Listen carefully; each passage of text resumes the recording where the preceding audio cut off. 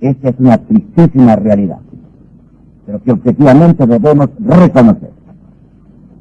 Tal vez lo difícil sea explicar el por qué y por vía de quién esas personas han desaparecido. En realidad, nosotros como familiares de desaparecidos no hablamos del día de la memoria, sino hablamos del marzo de la memoria, para un poco explicar un poco más de que de pronto el golpe de Estado del 24 de marzo del 76 no fue un golpe de un día para otro, o sea, fue construyéndose un proceso que casualmente se llamó proceso, ¿no? De reorganización nacional, se dio con una cierta continuidad de lo que habían sido los golpes de Estado de la Argentina, el golpe de Onganía en el 66, hasta el 72, en el 72 con la ANUCE se pacta algunos sectores políticos y la salida democrática que fue el gobierno de Cámpora del 73.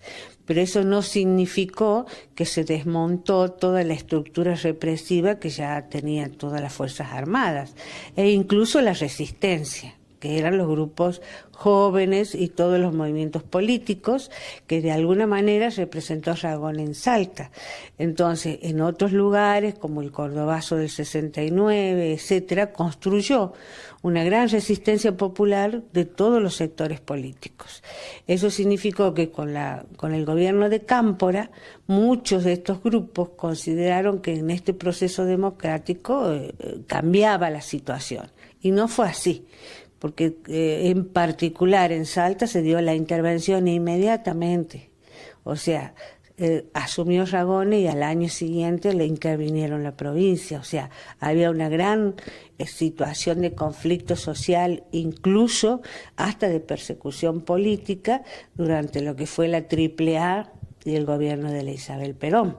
Muere Perón y entonces acá se produce el caos. Pero ya el regreso de Perón significó miles de muertos en Ezeiza. Cuando Perón cambia de postura y empieza la gran persecución ideológica política, Salta, el gobernador es destituido y al año siguiente, o sea, 75, ya empezaba a salir la gente que salió al exilio en esa época, en los sobrevivientes. Pero llenaron las cárceles de presos políticos. Acá en Salta, muchos de los presos que fueron a Villa Las Rosas, después viene el golpe de Estado, del 24 de marzo, y muchos de esos presos políticos, por ejemplo, son sacados y masacrados en Palomitas. Los masacrados en Palomitas, en julio del 76, por los militares, son los presos políticos que puso la AAA en Villa Las Rosas, que habían sido algunos de ellos funcionarios de Ragone o diputados del gobierno de Ragone, como Pablo Outes. Además estaba la Chicha Alonso, que era la sobrina de Ragone, que era arquitecta, y muchos otros que desaparecieron y nunca más se supo, como Chicho Gallardo, que era un arquitecto de los equipos técnicos de Ragone, esposo de Coca Gallardo, que acaba de fallecer el año pasado, de la Comisión de Familiares.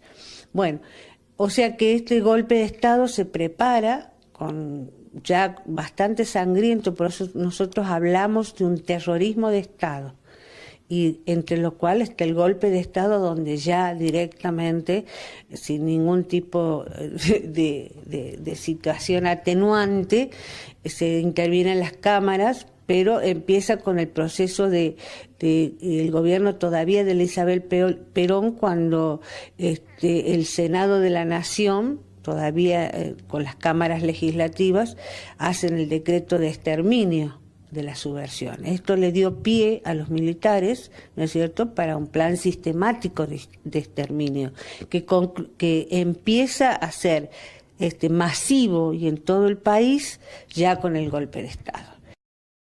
A la población que a partir de la fecha el país se encuentra bajo el control operacional de la Junta Militar.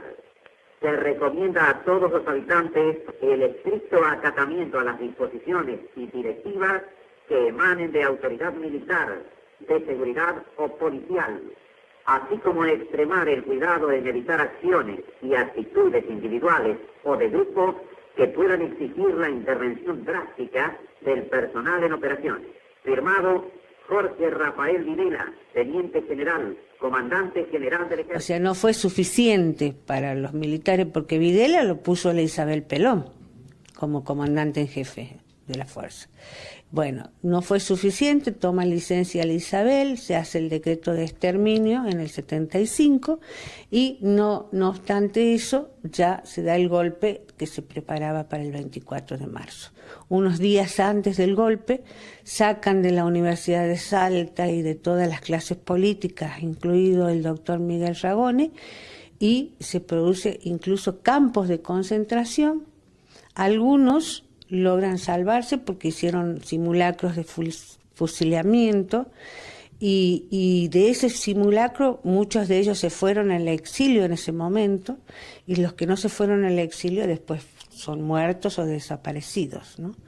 Bueno, el golpe de Estado ya fue en todo el país en forma sistemática. Los secuestros, las desapariciones, las cárceles, los que se salvan muchas veces son los presos legales, ¿no es cierto? Como nuestra compañera de familiares Mirta Torres, que nos acompaña para el acto del 24.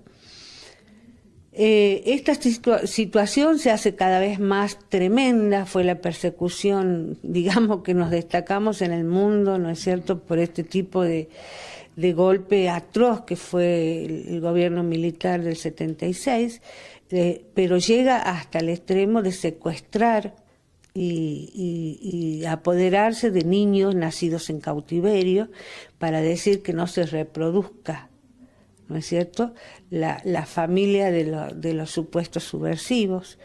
Es así que cuando termina el golpe de Estado, por la cantidad de masacres y de todo que se hace, que se empiece el pueblo a levantar, porque lo que le da el golpe de gracia es la derrota en Malvinas al gobierno militar, que trató de usar, ¿no es cierto?, para seguir en el poder, y que fue un desastre, llevó miles de soldados también argentinos a la muerte.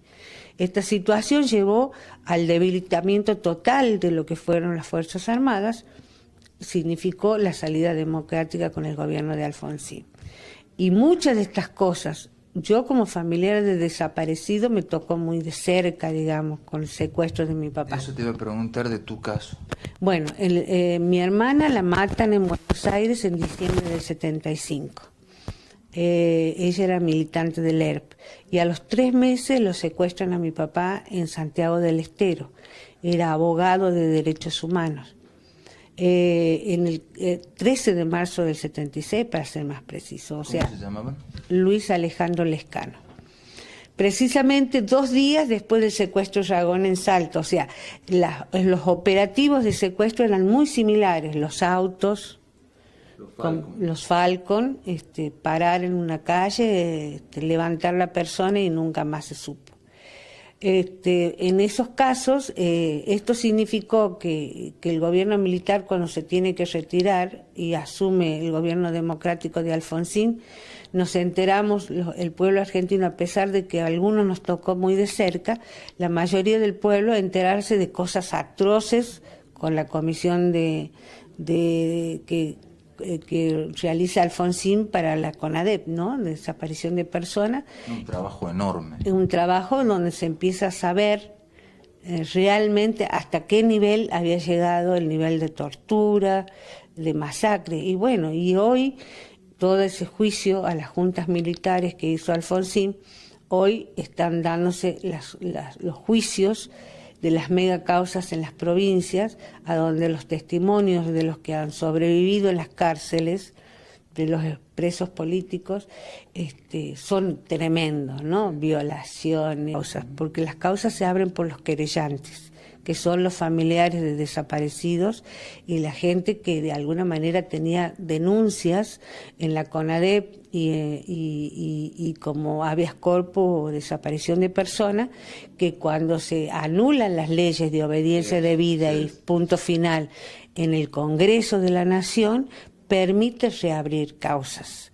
Ahora, las juntas militares habían sido juzgadas ya en la CONADEP. Por lo tanto, al existir las leyes de obediencia debida y punto final, las únicas causas que se pudieron abrir en esa época eran los juicios por la desaparición de los niños, que no habían sido juzgadas las juntas.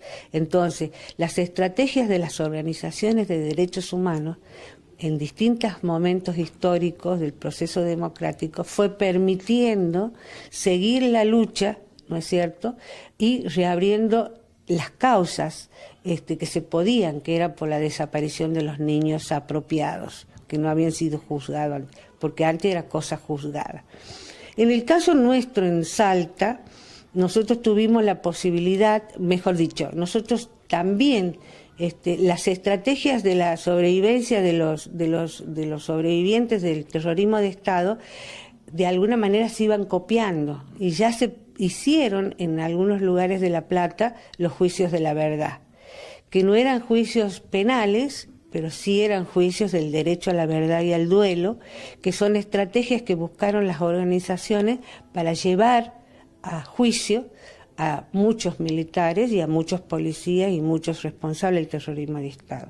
Tal es así que nosotros abrimos la causa Palomitas acá. El juicio de la verdad se presenta en Salta en el año 2000. Bien. Para ir cerrando, Nena, te traigo un poco más acá en el tiempo. ¿Notas que los chicos de esta generación están haciendo un buen ejercicio de la memoria o es como que no hay tanto reconocimiento de esto que se pide justamente en el nunca más de los pueblos que olvidan su pasado están condenados a repetirlo? Bueno, yo creo que en general, mira, hasta hace unos años, realmente, a pesar de todas las atrocidades se hicieron públicas, como que no todo el pueblo tomaba conciencia de esa situación, ¿no? Ahora, en las causas también es parcializada muchas veces la información y no es suficientemente difundido en profundidad y con todos sus elementos en los procesos educativos, ¿no? O sea, a partir de establecer un día de la memoria, en cierta manera la información es bastante recortada, demasiado romántica, digamos, ¿no? Es como que vos tratás de hacer una versión live de esta historia tan atroz, ¿no? Es medio difícil hacer una versión live de semejante atrocidad. Claro. Incluso estamos en el mundo reconocido junto con los nazis por las atrocidades que ocurrieron acá. Claro, ¿cómo le explicás a un chico de jardín cuando las madres salen a la plaza? ¿Cómo le explicás a los chicos de una primaria que es un detenido desaparecido? Entonces a nosotros nos ha tocado, y muchas veces ir a un colegio y hacerles recordar a la gente, a las maestras que son a veces chicas jóvenes, a veces gente mayor, de que en realidad acá en la Argentina ya había un estado de sitio en el año 75 y que era un estado de sitio, o sea que se habían perdido todas las garantías constitucionales. Y ahí un pronto una maestra dice, sí, ahora me acuerdo que mis padres decían que había que poner una colcha en las ventanas para que no se viera la luz desde afuera, porque no se permitía juntarse más de 2 o 3 personas en una casa. Tampoco podías hacer fiestas y tampoco podías quedarte en la calle a determinada hora. Entonces, todas esas cosas nos olvidamos los argentinos. A veces la memoria no es solamente la fecha, ni lo que te dice como política de Estado un gobierno, digamos, que dice unas cuantas cosas. A veces la memoria es realmente tomar los testimonios de la época, ¿no es cierto? Y si fuéramos más todavía en profundidad, acá en Salta nunca se abrió un archivo de la dictadura. Nunca se encontró, nunca dieron a conocer, y en eso tenemos que decir, la clase política actual, ¿por qué nunca se abrieron los archivos de la dictadura? No te digo solamente de las cárceles, los centros clandestinos de detención, sino de los hospitales, de los psiquiátricos y de tantos otros lugares que sirvieron de sitios de detención. Entonces, acá en Salta la memoria es bastante mezclada, digamos, ¿no? Y nunca se investigó seriamente el asunto de los archivos. Nosotros seguimos exigiendo, como familia desaparecido en todo el país, de que se abran los archivos e insistimos de que hay archivos y que existen archivos. Fíjate vos, el otro día el ministro de Defensa, Rossi, habla de que se cerró el penal de Magdalena y se encontraron no sé cuántos legajos y había muchos civiles en ese caso. ¿Por qué no se hizo antes? El ministro de Defensa, ¿dónde están los archivos de los militares? ¿Quiénes manejan todo eso? ¿Mm? ¿Por qué nos vamos enterando a cuentagotas de las situaciones de muchos de los que han sido implicados? Y esperamos siempre que los sobrevivientes y los presos digan o investiguen, no les corresponde investigar. Muchos de los sitios de los enterratorios que se están encontrando no son porque haya investigado el Estado, sino que los familiares, en su persistencia, logró testimonios de vecinos, del almacenero, de gente de un lugar. Ahí venía un camión, venía gente nocturna, dejaba cosas. Así establecieron el lugar este que yo te digo que lo encuentran, identifican a mi papá, en Pozo de Vargas, en Tucumán. Por testimonio de vecinos, de gente cercana, pero ¿quiénes son los que investigan todos estos años? Desde el momento, incluso todavía en el proceso militar, quienes salían a la calle y pedían la investigación eran los familiares y las víctimas. Entonces, eso exigimos nosotros ahora. Seguimos exigiendo los archivos. Se da la situación esta que el año pasado me dicen que mi padre había sido identificado entre sus enterratorios, pero ¿cuántos más hay en ese pozo nada más?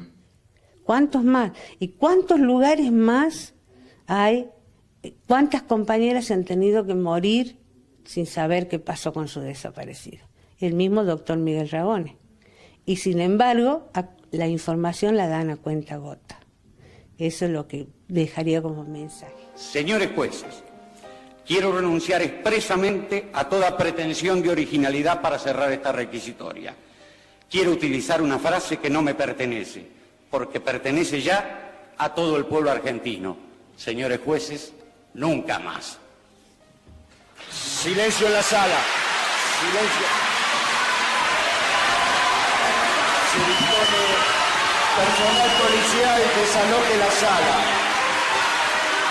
Desaloje la sala, personal policial. Se dispone un orden.